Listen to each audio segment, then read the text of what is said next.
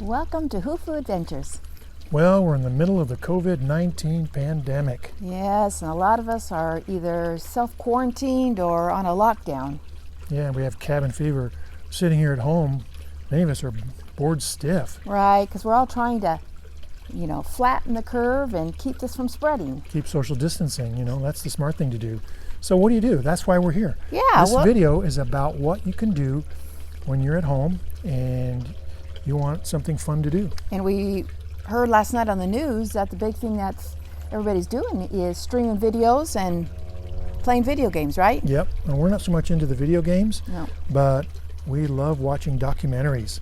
So this video is about recommending some documentaries that are fantastic. Yes. So check the description. Also, I'm going to put a few highlights. I think I'm going to add some highlights to the video just to check out. And also check out our YouTube channel. We've had this YouTube channel going for over 3 years. We've got several playlists from camping to cooking to Holistic Holiday at Sea 2019 cruise. To special speakers, prominent speakers within the plant-based world. Yes, Sedona Veg Fest. Yes. We've got several years of that. So check it out. There's lots of good stuff. Plenty of fun things to do. Yes, and our granddaughter too, also baking. In some of the cooking videos, yeah. Check them out. Check them out. One and only Arnold Schwarzenegger.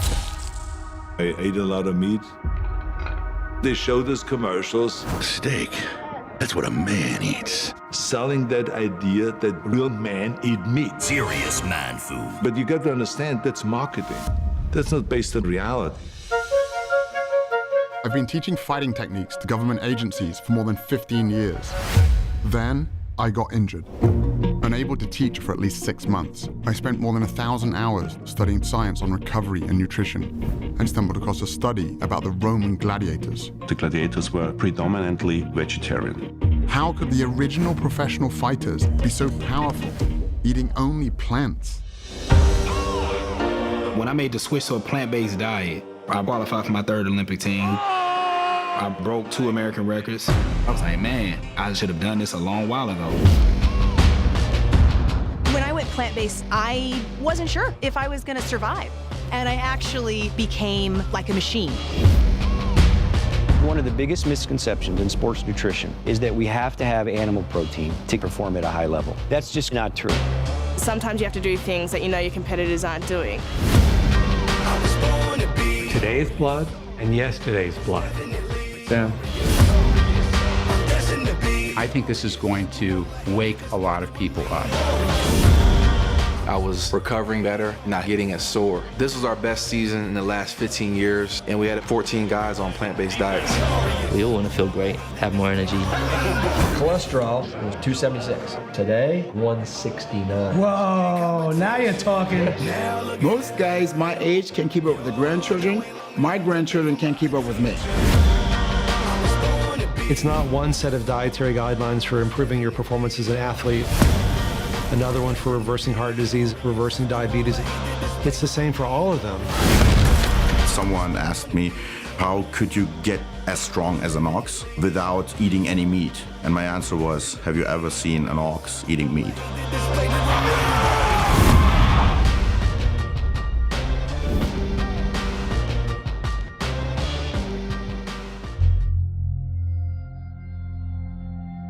Do you think there should be any concern of us making this documentary? Of course. If you don't realize right now that you're putting your neck on the chopping block, you better take that camera and throw it away.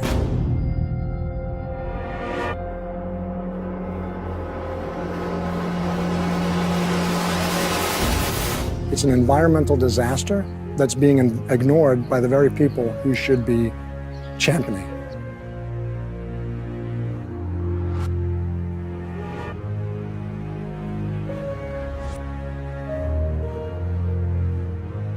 Let's look at the fundamental problem here. No one wants to talk about it. Because they're membership organizations, a lot of them. They're looking to maximize the number of people making contributions.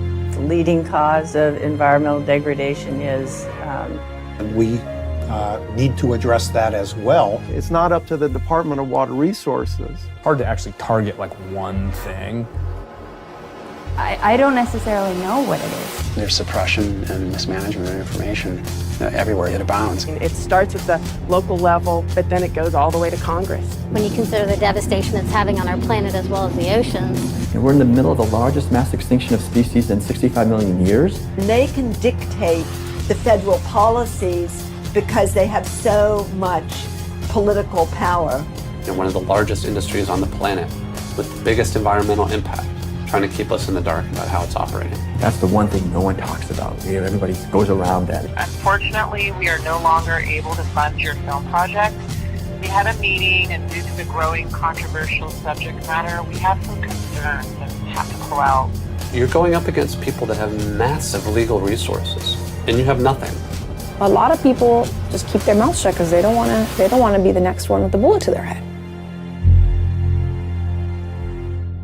I don't know that I would want to comment on that. The way we eat has changed more in the last 50 years than in the previous 10,000. The modern supermarket has on average 47,000 products. The industry doesn't want you to know the truth about what you're eating, because if you knew, you might not want to eat it. We've never had food companies this powerful in our history. Everything we've done in modern agriculture is to grow it faster, fatter, bigger, cheaper. If you could grow a chicken in 49 days, why would you want one you got to grow in 3 months? When you go through the supermarket, there is an illusion of diversity. So much of our industrial food turns out to be rearrangements of corn. Sometimes you look at a vegetable and say, okay, well, we can get 2 hamburgers for the same price. They have managed to make it against the law to criticize their products. There is an effort to make it illegal to publish a photo of any industrial food operation. I find it incredible that the FDA wants to allow the sale of meat from cloned animals without any labeling. Peanut butter contaminated with salmonella. E. coli has been found in spinach, apple juice. Smells like money to me. The average consumer does not feel very powerful. It's the exact opposite.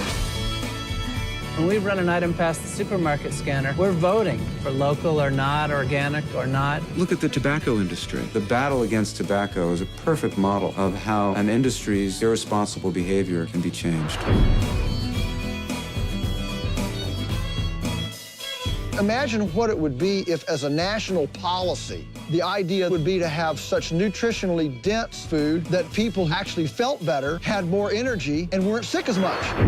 Now see, that's a noble goal. People have got to start demanding good, wholesome food of us, and we'll deliver, I promise you.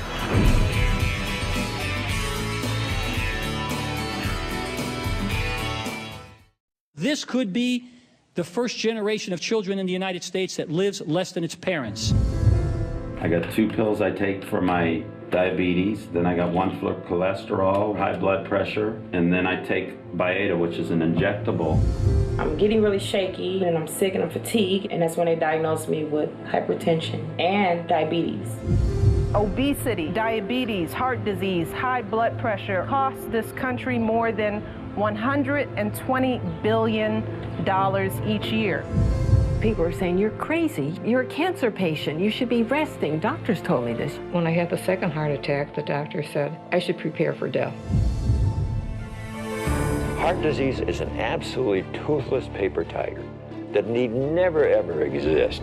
People who were raised in Japan, the Philippines, Korea, China, never had heart disease, prostate cancer, colon cancer, breast cancer, rheumatoid arthritis, multiple sclerosis. This is the atlas of cancer mortality in China. Virtually, the Western diet was non-existent. They had no animal products. They had no dairy, no meat. We learned that we could turn on and turn off cancer growth just by adjusting the level of intake of that protein. I knew at that point what caused most diseases. Our national authorities are simply excluding this concept in order to protect the status quo. With the Western diet, there are going to be 500,000 people in this country this year who will have to have the front half of their body divided, their heart exposed. Some people would call that extreme. I know of nothing else in medicine that can come close to what a plant-based diet can do. If you go through life thinking that what happens to you from a health perspective is based on your genes, you're a helpless victim. I reversed the diabetes, The diabetes is not coming back. I just can't understand what it's done to change my life. Diet is so much more important than anybody ever thought. To me, the answer is so simple, it's criminal. And it's just people starting to take responsibility for their health and starting to eat more plant-based foods. It's that simple.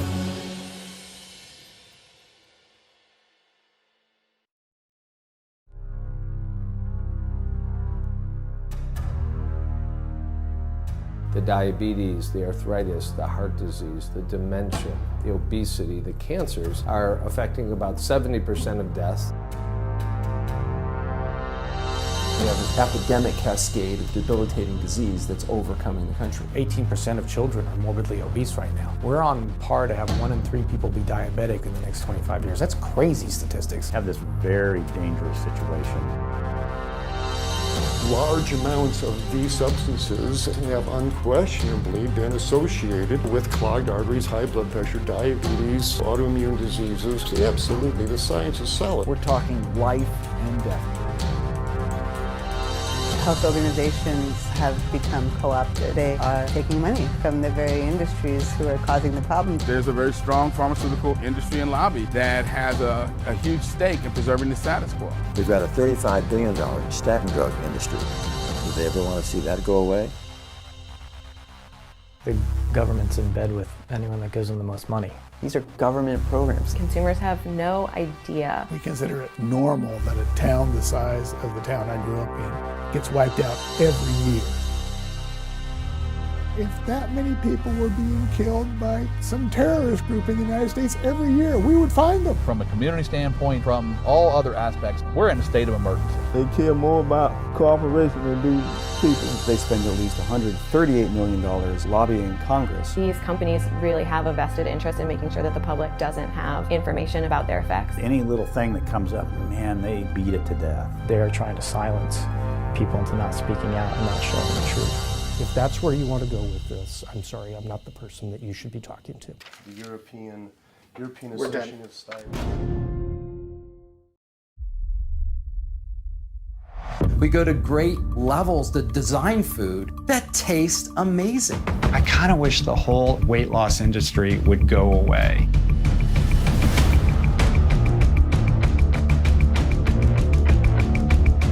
Food addictions are so common today that people don't even know where they're addicted. 99% of diets don't work.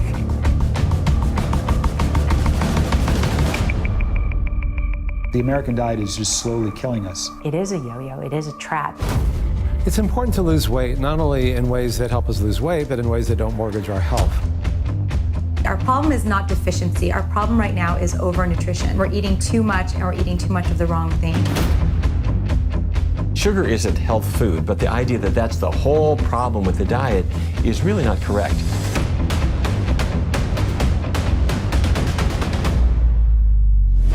They persecute people because there's a lot to be lost. There's a lot of money to be lost. 70% of Americans are either obese or overweight. After watching documentaries, I realized, oh my goodness, diet is a large factor in heart disease.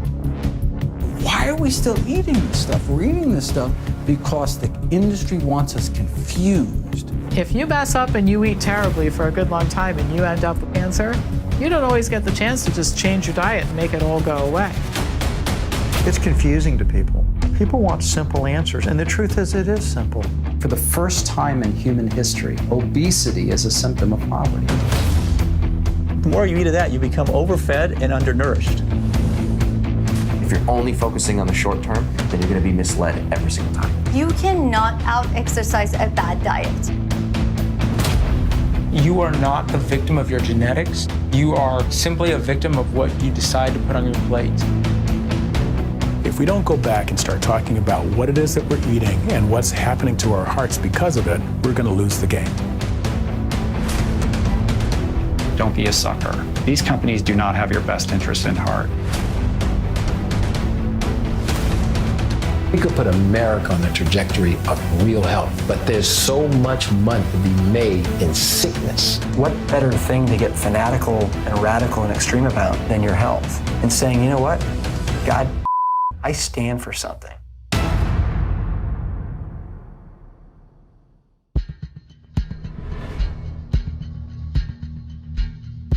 They themselves created this disease by the foods that they were eating. How did our society get to this point? Can plants prevent and reverse disease? I was 51 years old and I just wasn't feeling young anymore. Both my parents had health problems in their early 60s and both developed adult onset diabetes. My mother suffered from heart disease and obesity as well in her 60s. I chalked it up to getting old, a simple fact of my genetic fate. After years of intense research and schooling, I came to the conclusion that the American diet was killing me. Can we take control of our health? Well, I'm here to tell you that I took control of my lab results and health. This is my journey to attaining a healthy and disease-free life. Join me while I talk with experts, discuss the science, identify what foods are good and what foods are bad, and create delicious, fast, whole plant-based meals in our kitchens.